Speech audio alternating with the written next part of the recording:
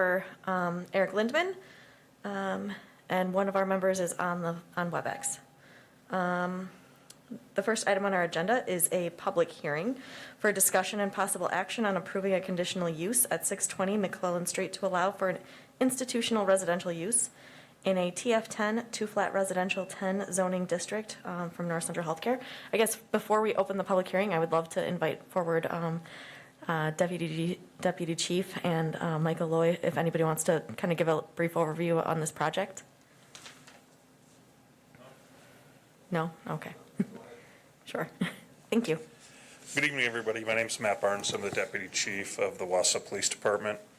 And I will tell you that a significant frustration for the police department and for the city has been a growing homelessness issue in our community.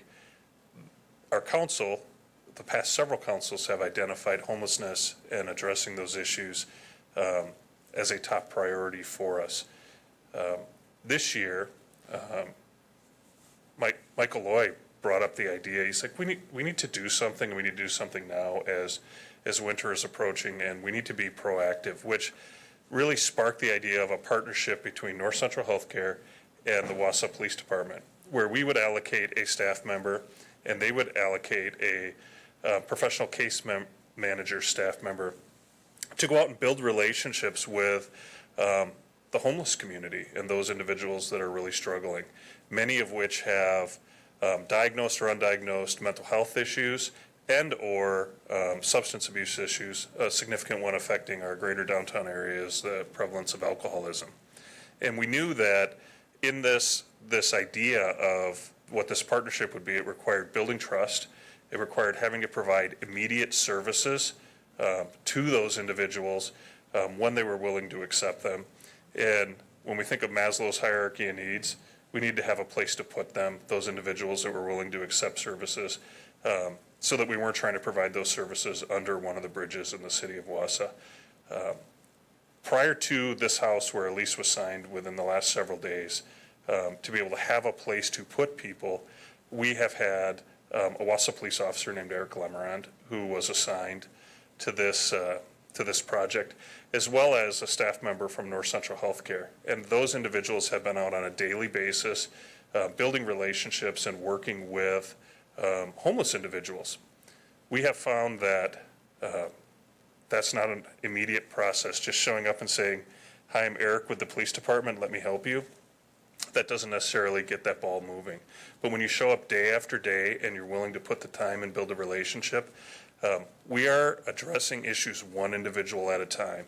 And there have been several success stories even prior to this home being available where people have accepted treatment and have been dealing with mental health professionals and getting better. We have 3 or 4 success stories where individuals who were living in the elements and drinking themselves into intoxication or incapacitation on a daily basis here are now going to be housed, who are not just talking about what am I going to do tonight or in the next hour. They're talking about what their life might look like next month or in the next 6 months or in the next year. And we're recognizing that there's no simple solution to dealing with this. It's one individual at a time and trying to address their specific issues. And we're pretty excited that we're being successful. This has been a long time coming. The next phase to our project is to, especially with the weather where it is, to be able to house them and house them in a way that we can be supportive on a daily basis for them. Unfortunately, we have to be here because the house we want to use that works for us doesn't fit the zoning. We come up with great ideas and Bill tells us why we can't do them. True story. So that's why we're here tonight. We have identified a house. We're under lease. North Central Healthcare is under lease, and we're asking for you to approve the use of that residence at 620 McClellan for institutional use, so we can continue to serve this population. We would be putting people that are homeless, that most likely are dealing with substance abuse issues in this home. Our commitment as part of this project is we will have either a police officer or a North Central worker that will spend time in that home every single day. This is not just sticking people, giving them a roof over their head and then letting them be to their own devices. This is us working and continuing to provide support other partners to this. From a funding standpoint, the Greenheck Foundation has stepped up, which has allowed us to do this. The Verlo has made it clear that everyone deserves a new clean bed, and they've worked with us to either have free or incredibly reduced prices on beds to be put in this home. And St. Vincent de Paul came in, assessed it, said, here's what we need for furniture, here's what we need for dishes, and they're coming in and setting up the whole house so that people have basic needs met in that home. And so we're really excited about it, and I hope I can answer any questions and that you would all approve this evening. Cool. Would you like to give a little spiel? Good evening, Michael Loy from North Central Healthcare. Matt always does such a nice job. I just feel the need to tell you that this is not something that we made up out of left field. We are looking at solving homelessness, not in a broad sense, but a very specific problem in Wausau. There's various facets of homelessness that are not addressed by what we're doing that still need to be addressed. What we're trying to do is solve a very specific problem in a very specific area with a very specific group of individuals. And hopefully home for these individuals will be a way to work towards a future where they can be independent and healthy in our community, and I think that's the real goal here. But essentially what we're doing is, in partnership with Wausau PD, is an evidence-based model of assertive community treatment. And it's for individuals with severe and persistent mental illness, and it's a case management and an intervention approach that is used nationally. And it's a way to intervene and help these individuals on a path to recovery and to give them natural supports. In doing that, in trying to address homelessness that's related to severe and persistent mental illness across the nation, a lot of communities work to have what's called supportive housing. Supportive housing takes many different facets and many different shapes and sizes across the nation. But essentially, the model is not to have large congregate units, to actually have housing units within the community that are dispersed, that you have a supportive element with an assertive community treatment program where you can go in and make sure that they're functioning well, that they have the natural supports, that they're doing well in that housing. I like to tell our staff a lot that we need to be involved in these types of initiatives in the organization or in our community, because as an organization we can provide exceptional treatment within our four walls. But really what we need to do is we need to make sure that the people that are struggling with mental illness and addiction, that they have the hierarchy of needs.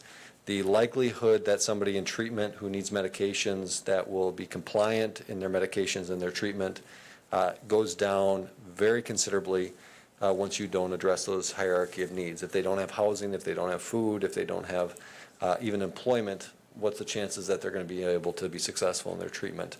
So we have to work with the city and others to be able to address that. And the work with the Wausau Police Department is, got a tremendous amount of potential. They're very involved in that, specific issue, have been for many years. The chief has led a number of different initiatives, and I've learned a lot about homelessness.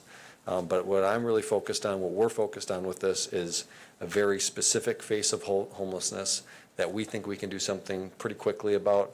And our goal is to use this as an ability for us to replicate this as needed in the future in a dispersive model, because what we know from our organization is that stable, affordable, clean and supported housing for individuals in our community, especially those with mental illness and recovery needs, there needs to be more of that. So we're looking at this as an opportunity to do that well with a specific group of people, and then be able to apply that more broadly to a broader group to continue the success that we have in some facets and the gaps that we need to fill as an organization and a community going forward. So thank you for the opportunity, and I'm happy to answer any questions. Thank you. I guess, do we have any more staff input we'd like to share? I see the chief's on the line. I see, first I'll call on Brad Zippel, planner. I guess I just wanted to, since this is the second conditional use that we've considered under the new zoning code, I want to just review what a conditional use is and the procedures for it real quick again. So the conditional use process under the new code is a 2-meeting process with the Plan Commission making the final decision on it. And it applies, I guess, first, the institutional residential is allowed in this zoning district as a conditional use. The Plan Commission then has the ability to put either approve it as presented with no conditions, place additional conditions or limitations on the use as institutional residential, or to deny it. So those would be the 3 decisions you would make at the next meeting. The purpose of this meeting is to hold the public hearing, compile any public testimony, and consider any evidence that's presented.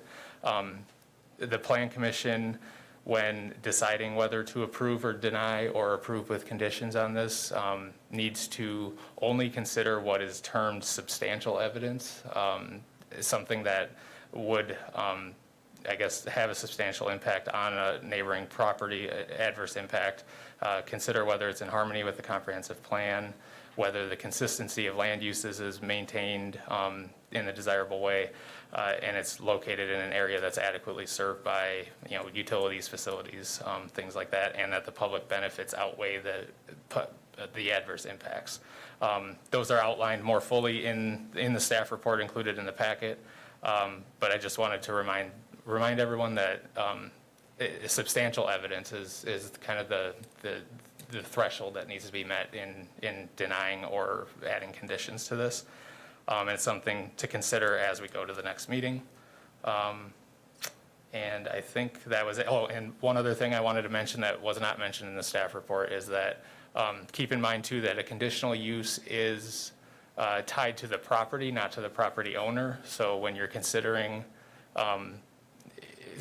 whether you would want to place conditions on it, any additional conditions, just remember that it is tied, once it's approved, it's tied to the property and not the property owner, so.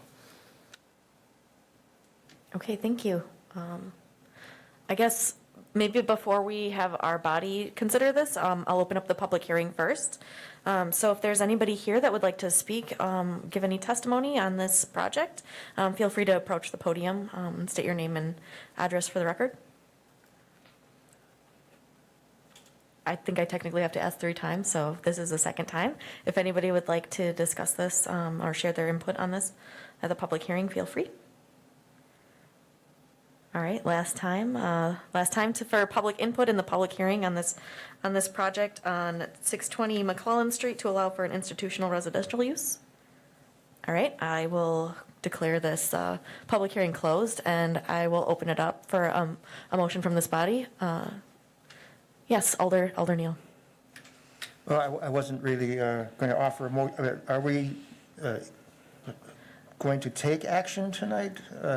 Because I was hearing reference to the 2nd meeting. Yeah, so I guess I was asking Brad about the process for this. Maybe you could just. Yeah, I'm thinking, last time we did take a recommendation, and again, with any conditions that would come back for the next Okay. time, but it's just a recommendation. The final action would be next time. I would move to approve this as presented. Okay, I have a second from Bulkin. So motion from Neal, second from Bulkin. And yes, Alder Neal. Thank you. Yeah, I just had a question. This seems like a really good idea, and I really welcome it. Is it co-ed in nature or only for men at this point? Can it also accommodate, both genders? I think for starters, our initial plan is to have it be for men only. But as we move forward and we start to identify what the needs are of the population we're working with, we're going to have to be flexible enough to either find different housing or make arrangements within that housing and make sure it really passes the test, like Mr. Lloyd said, of being evidence-based, and that we're not doing harm to everyone in the home by creating a mixed gender facility. Thank you. Yes, Alder Peckham. Thank you. I think this sounds terrific. I do have some questions. Mr. Sippel already answered one of them. It appears that we do have the final say on this, which is a new thing. But the occupancy limit on this thing is 8 people, and I'm wondering if you think you're actually going to have 8 people most of the time, or do you think you're going to run 5 or 6? And do you expect to have a consistent supply of people, so in 2 years, you're still going to be, have enough clientele to justify the operation? I mean, the true answer to that question is I have no idea. I know that the facility has 4 bedrooms, that there is evidence that suggests it's not a detriment in that type of environment to double occupy those rooms. So the difference between, we would like the ability to put up to 8 in that facility or in that home, as opposed to not providing services. To be honest with you, I'd love to have the problem of we don't have enough beds and we need to find another facility because we're positively serving enough people that we need to expand to be able to address the issue that we have. So to some degree, although this is an evidence-based program, this is also an experiment. Like, I will tell you that this is a short-term experiment to see how this works and if we make positive inroads, which I believe we already are, but we'll be reevaluating this in February, March timeframe is our estimate. And if this is a long-term, we see this as a solution with this population, we may have to expand to be able to meet that need. But please keep in mind that this home where there isn't a prohibition on an individual having been drinking, our perfect scenario is to work with that individual, treat the mental illness, treat the addiction issues, and have them achieve sobriety and productivity in the community, and then move them to a different environment. I will tell you that North Central Healthcare currently runs the Hope House, and we had people that without the use of this home, we got them into treatment, they're sober, and we want to put them in a sober living environment. So the ideal situation here is it's not a permanent residence for anyone. It's a place where we can meet their basic human needs while we provide them that care, and as they improve with that care, we get them either into their own place or we get them into some type of sober living. Do you have to stay there and be a resident at that location in order to receive services? No, we will still be providing services to anyone willing to take them. But we also recognize that having a facility where our staff and North Central staff can make daily contact and be able to address those needs, and we will be providing some services to people on site.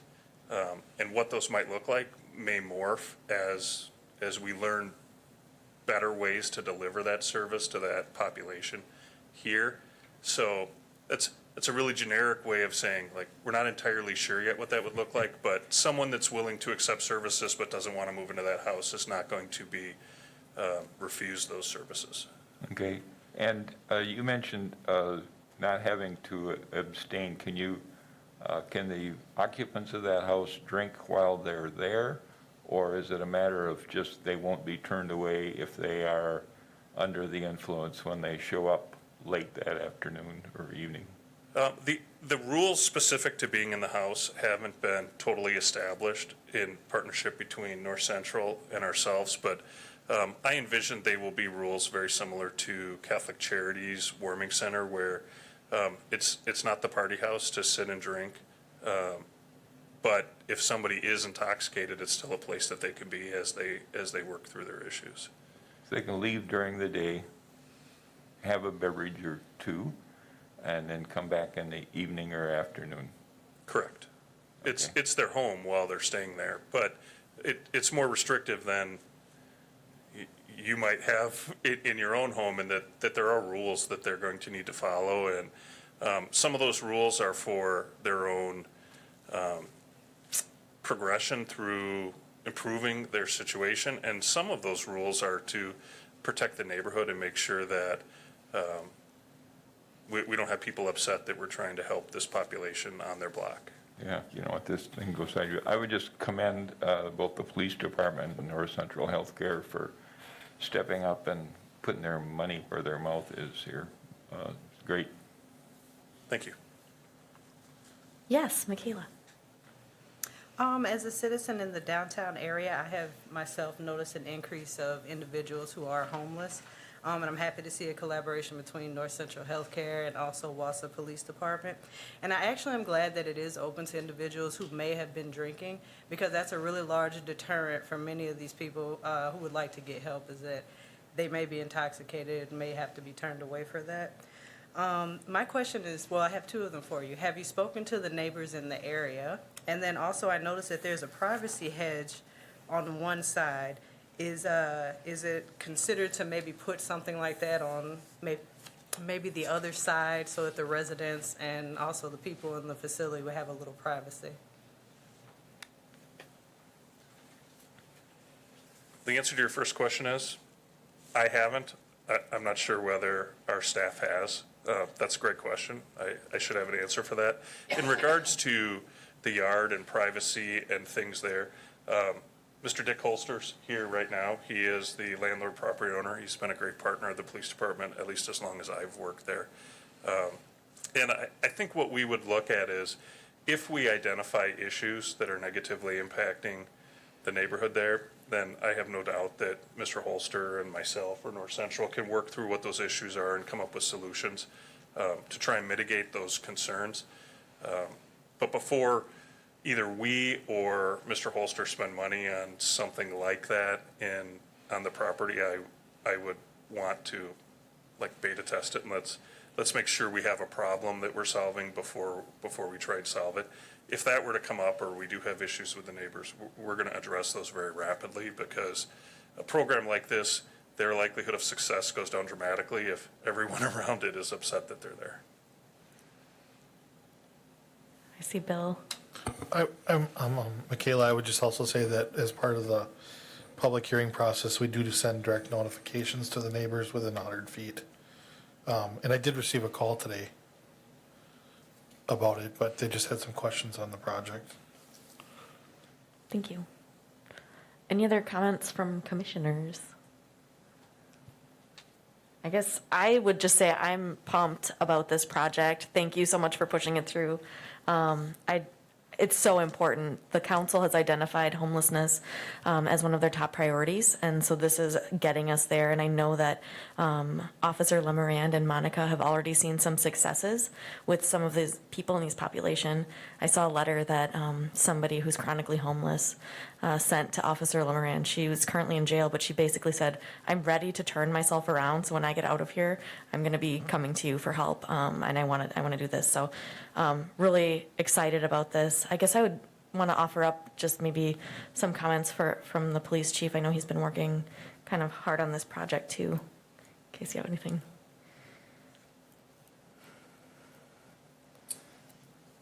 Thank you, Mayor, for letting me, giving me an opportunity to speak. Sorry I can't be there in person. I don't have a lot to add, just, Michael and Matt did a really good job describing the project. I would just identify that, 12 months ago, we were in the council chambers here having there was a really heated debate and discussion around a loitering ordinance. And, so 12 months have gone by. We're looking to implement this project here locally. And it's the same audience that we were discussing 12 months ago that we will be helping with this project. So I think that's a really important point to identify. And, we are moving forward with the project. We're able to house 3 unrelated people in this home without the conditional use permit. So we are moving forward with the project, and we're just hopeful that we're able to get approval from the Plan Commission for the conditional use, so that we can have and help more people in this home next couple of months here. So thank you for the time, and same as the other folks, I'm certainly willing to answer questions if I can. Are there any last comments or questions? I see. Just one. I mean, I'd welcome like a special meeting of this body as soon as possible to address, the second run at it, to maybe get the ball rolling even faster, and as we, go into the winter season, it'd be better to speed it up if possible, so just a suggestion. Okay, thank you. All right, well, we have the motion on the table to recommend that this moves forward as presented by plan. So I guess I'll do a roll call on this vote. Lindman is not here. Peckham? Neal? Aye. Bulkin? Brookman?